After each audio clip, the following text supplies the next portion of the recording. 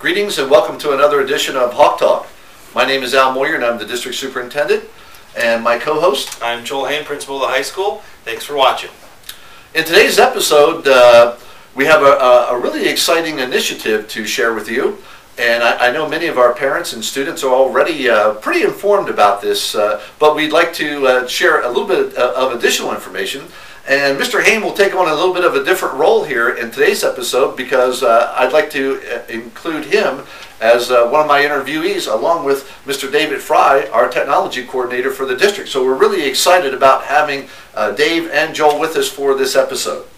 The specific initiative that we're talking about is that during the second semester to high school, the plan is to roll out Chromebooks. And this goes along nicely with our BYOD initiative, the Bring Your Own Device, as well as a lot of the other technology integration initiatives that we have going throughout the district. But mostly the focus is on the high school when it comes to the Chromebooks for the second semester. So my first question would be to Mr. Hain as the building principal. Joel, what is the timeline for rolling out the Chromebooks, and what do you envision being some of the sequential things that might happen along the way? Well, we've already gotten started with some of our informational parent meetings. Let me step back a second. Since the beginning of the school year, we've been meeting as a faculty. We've been having these Chromebook rollout meetings every Tuesday, and now more recently, almost every day, with Mr. Jason Suter, who's also taking a lead role in making all this happen. We've met with parents twice around conference times, and we're going to have another meeting at some point middle of December just to kind of educate parents as to what the Chromebooks are, how we're doing this, why we're doing this, and why this is a good thing. The students then would be receiving these hopefully early in the second semester, and then we look for the remainder of this school year to be well, an opportunity to use the devices, but also it's going to be great for us to take a look at what's working, what's not working, what do we need to fix as we move forward. Thank you.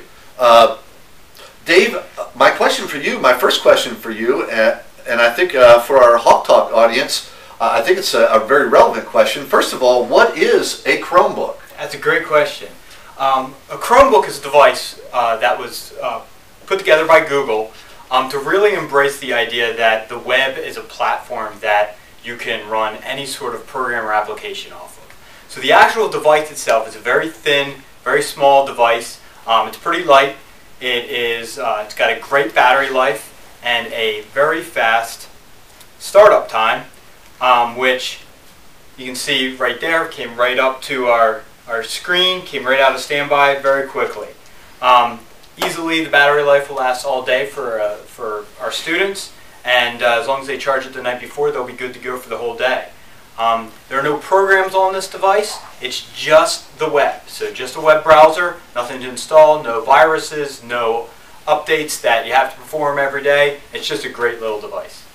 Well, I have a question for both of you. Chromebooks and technology in general, I believe, is really starting to change the role of the classroom teacher. I believe the role of the classroom teacher has never been more important than it is today, even with the technology. Could you share a little bit with our Hawk Talk audience how you perceive the role of the teacher changing during this information age that we're in right now, where actually we're probably on information overload. But Joel, I'll go to you first. How do you see the role of the teacher with the Chromebook? Well, before I even get to that, I think you mentioned something right there. We're in the middle of a technological revolution in the entire country and the entire world. And as educators, I think we need to take a look at that, recognize it, grasp it, and give our students the tools that they need to be successful moving forward. The teacher, as you said, is the most important thing in a classroom. But as we've heard many speakers say over the past couple of years, no longer is the classroom a place, or the school building is a place where students have to come and get knowledge. Knowledge is at their fingertips each and every day, whether it's through their cell phone, their laptop at home, any way that they can access the internet. So in my opinion now, the teacher is somebody who needs to help students organize and understand and know how to use that knowledge. What is good knowledge? What is incorrect? How do they determine the difference between the two? And just moving forward, they need to be the facilitator of the classroom. And I would add to that, I think our goal as a school district moving forward is really to help the students develop their creativity, collaboration, and communication. These are three skills that everybody's going to need in the 21st century, and it really helps businesses, it helps the students with communicating with their friends, with their colleagues, and it's really something that we have to help develop. Wow, this is really exciting. One of the things that we hear from time to time from some people in our community is the cost factor of technology. And I know Mr. Fry has been able to work within our current technology budget where we are not going over that with the purchase of the Chromebooks. Any comments related to cost or how this impacts the budget? Yeah, we've been wanting to actually do something like this for years. But until Google came out with this device, which is it's going to be $250 for us to buy one of them. So it really is a lot cheaper than a lot of the devices that we bought in the past. The other thing is that we aren't going to have to add any support or servers or infrastructure on our end. They're very low impact for the technology department. So they really are the perfect device for education right now.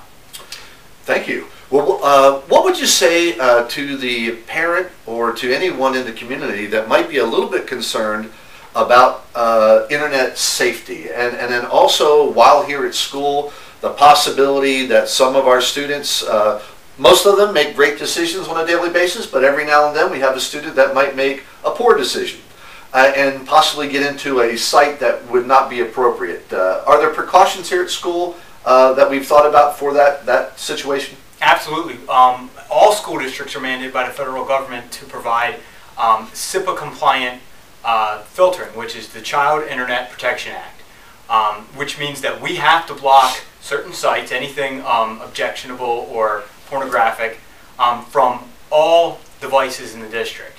And this filtering will also apply to when the devices are not here. So whenever these devices are used, they will be going through our filtering and protection for the children. Very good. Is there any chance that a student could do harm to the network as a result of our technology with the Chromebooks or BYOD or anything like that? Do we have some safeguards in place in that regard? For the BYOD, we put a lot of safeguards in place where the BYOD network is actually completely separate from the rest of our production network. So anybody that's on that network, it's almost like they were out on the internet trying to come back in. There's really nothing that they can do. Now the Chromebooks is kind of a different story because there aren't any programs on that device, so there really isn't a large footprint that somebody could get in and do any damage right now. My final question, for those families at home that don't have a lot of resources and so on, I know one of the things that I believe that we all philosophically believe is that this levels the playing field a little bit. But if a family doesn't have internet at home, are there some options or things that they can do beyond the school day where they can utilize this great resource? Yes. There certainly is. I know first of all, there's locations throughout the community that offer Wi-Fi and free internet connections, but on top of that, in the packet, there's specific here. Very last page has an offer for any student that is for anybody too much. They're able to get internet basically when they find this is advantage cheaper than not. So we're able to get internet, so that's the growth that is and of course, it is growing needs, and that's many families started with additional here. A lot of the stuff now over the first couple of months. You know, there's going to be issues that Dave hasn't thought about, that I haven't thought about, you haven't thought about, and this is stuff that we're going to have to deal with on a situational basis. I'll just add one thing to that. We did just recently hire a help desk person, and one of their jobs and responsibilities will be to try to keep one of our lab areas open later in the day so that students will be able to use it. So it sounds great that not only do you have the equipment in place, but it sounds like we have the resources to help things like that. Any final remarks regarding Chromebooks or BYOD or technology integration in general here at Hanover Public?